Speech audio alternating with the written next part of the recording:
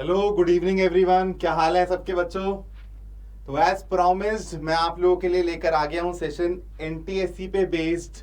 एकदम basic basic चीजें बताऊंगा आपको। क्या होता है एग्जाम, उसकी एलिजिबिलिटी क्राइटेरिया क्या है, क्या पैटर्न रहता है, क्या सिलेबस रहता है, प्रिपरेशन स्ट्रैटेजी भी डिस्कस करेंगे आने वाली वीडियोस में। ये वीडियोस बच्चों छोटी सी रहेगी, 10 से 12 मिनट की वीडियो रहेगी। इस वीडियो को देख के आप एनटीएससी के एग्जाम से फेमिलियर हो सकते हैं। जो भी बच्चे अभी इसके पैटर्न से, एलिजिबिलिटी क्राइटेरिया से फेमिलियर नहीं है, वो बच्चा एनटीएससी के एग्जाम से फेमिलियर हो सकता है। ठीक है, तो चलो चालू करते हैं। सबसे पहले हम लोग आते हैं एलिजिबिलिटी क्राइटेरिया पे। ठीक है बच्चों, अब ये एग्जाम कंडक्ट कराया जाता है दो स्टेजेस में। ये एग्जाम कंडक्ट कराया जाता है दो स्टेजेस में। दो स्टेजेस होती है हमारी।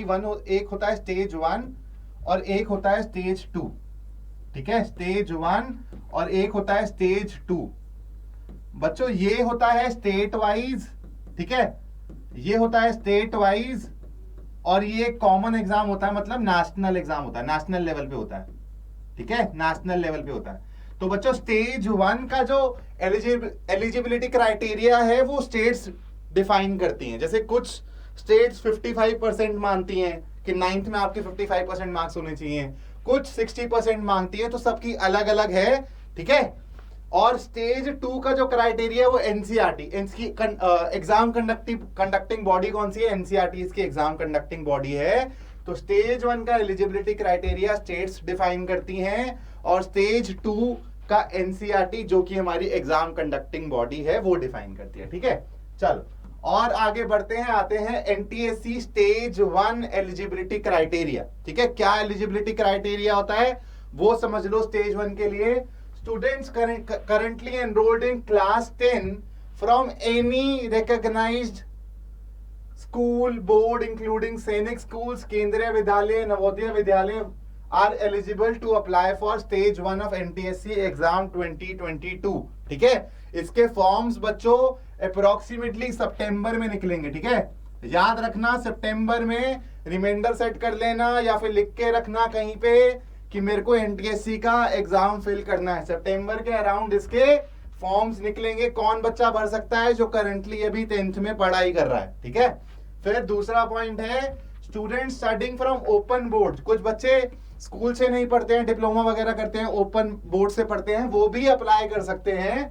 ये है उनकी एलिजिबिलिटी क्राइटेरिया। ठीक है, उसके बाद बच्चों only Indian students are allowed to apply for NTSC stage 1 exam.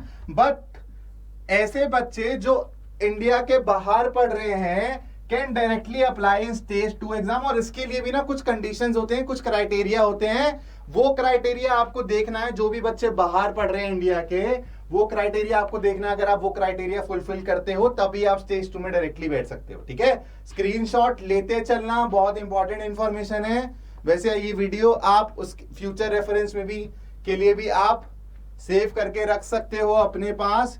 और मैंने क्या बोला, एग्जाम आपका जो फॉर्म्स रिलीज होंगे वो होंगे सितंबर के अराउंड। ठीक है, चलो और आगे बढ़ते हैं बच्चों और आते हैं स्टेज 2 के एलिजिबिलिटी क्राइटेरिया पे। स्टेज 2 के एलिजिबिलिटी क्राइटेरिया क्या है? In order to appear for NTSC stage 2 exam students should qualify the stage 1।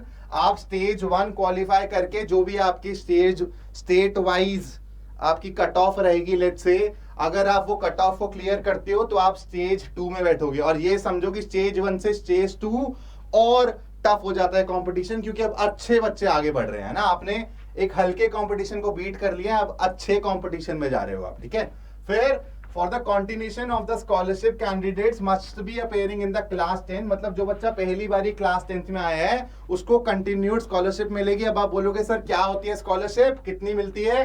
तो यहाँ पे लिखी हुई है वो 1250 रुपए मिलते हैं पर मंथ फॉर क्लास 11 और क्लास 12 के स्टूडेंट को। फिर आप अंडर ग्रेजुएट, पोस्ट ग्रेजुएट, तब तक आपको स्कॉलरशिप मिलती रहती है और पैसा बढ़ जाता है। ठीक है, पैसा बढ़ जाता है।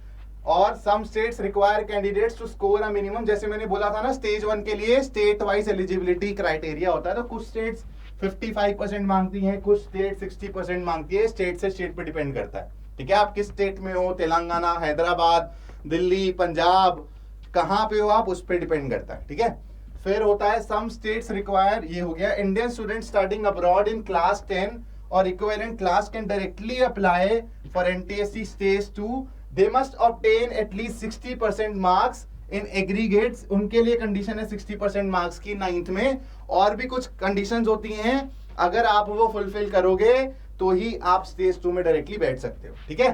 चलो और आगे बढ़ते हैं, और अब आते हैं बेटा एग्जाम पैटर्न पे। एग्जाम पैटर्न क्या रहता है, स्टेज 1 हो या स्टेज 2 हो, दोनों का एग्जाम पैटर्न बच्चों सेम रहता है, ठीक है, दोनों का एग्जाम पैटर्न सेम रहता है। मेरा एक एग्जाम होता है मेंटल एबिलिटी टेस्ट का, जिसके बारे में मैं बार बार आप लोगों को बता रहा हूं कि ये आपका एक एप्टीट्यूड टाइप का टेस्ट होता है, रीजनिंग आती है इसमें, बेसिक मैथ्स आती है, मेंटल मैथ्स आती है, आपको इसको स्ट्रॉन्ग करना है अपना, है ना। इसके लिए भी रेगुलर लेक्चर्स आएंगे इस चैनल पे, तो अगर अभी तक आपने सब्सक्राइब नहीं किया है इस चैनल को तो मेक श्योर आप इस चैनल को सब्सक्राइब कर दो और एनटीएससी प्रिपरेशन के लिए इस चैनल के साथ जुड़े रहो, ठीक है।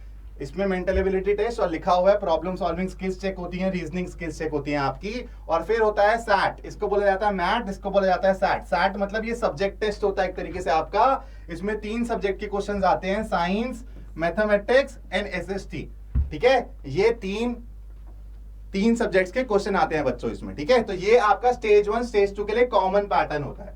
इसके बाद कितने कितने क्वेश्चंस आते हैं, क्या आते हैं, मुझ पे आते हैं, ये सब्जेक्ट्स हैं जो आपके कवर होंगे, ठीक है। इसके बाद कितने कितने क्वेश्चंस आते हैं बच्चों, exam pattern is same for stage 1 and stage 2, मैंने बता दिया। डिफिकल्टी लेवल अलग हो जाती है, स्टेज 2 का डिफिकल्टी लेवल थोड़ा ज्यादा होता है स्टेज 1 से, ठीक है। उसके बाद आपके क्वालिफाइंग मार्क्स लिखे हुए हैं यहाँ पे। टेस्ट ड्यूरेशन अब सबसे ज्यादा इंपॉर्टेंट है, टेस्ट ड्यूरेशन आपकी होती है 120 मिनट्स और 2 आवर्स फॉर ईच पेपर। एक होता है मैट का, एक होता है सैट का, दोनों के लिए आपको 2-2 घंटे मिलेंगे, ठीक है। और कितने क्वेश्चंस आते हैं वो उसके लिए आ रहा हूं मैं नेक्स्ट स्लाइड पे, ठीक है।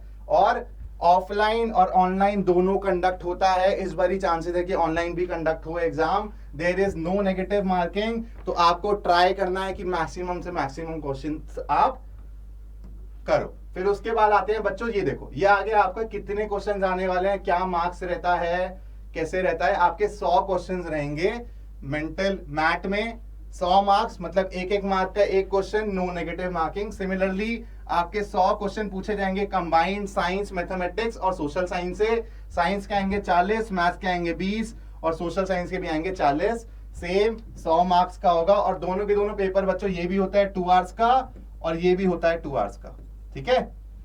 चलो अब आगे बढ़ते हैं, अब आते हैं बच्चों, ये आपकी ना exam date, tentative exam date है। आपका एग्जाम कुछ लोग बोलेंगे कि जनवरी में होना है, कुछ लोग बोलेंगे कब होना है, नवंबर में होना है, दिसंबर में होना है। आप लोगों को तैयारी करनी है ये सोच के कि आपका एग्जाम नवंबर में कंडक्ट कर लिया जाएगा स्टार्टिंग में, ठीक है। अचानक से नोटिफिकेशन आएगी, अचानक से आपके एडमिट कार्ड आएंगे और एग्जाम यू कंडक्ट हो जाएगा।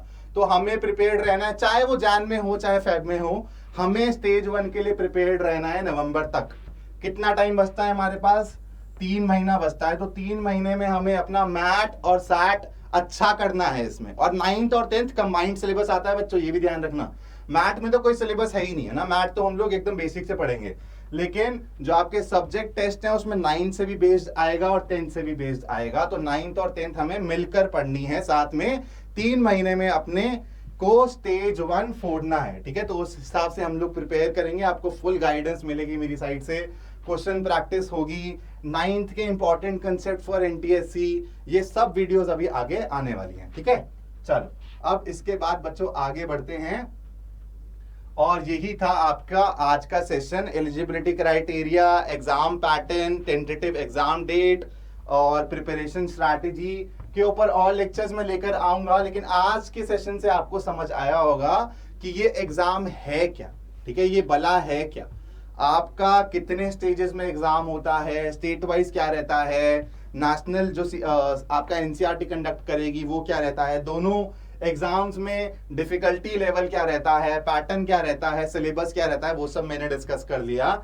इसके बाद कंटिन्यूएशन में एनटीएससी के लिए सेशंस आते रहेंगे।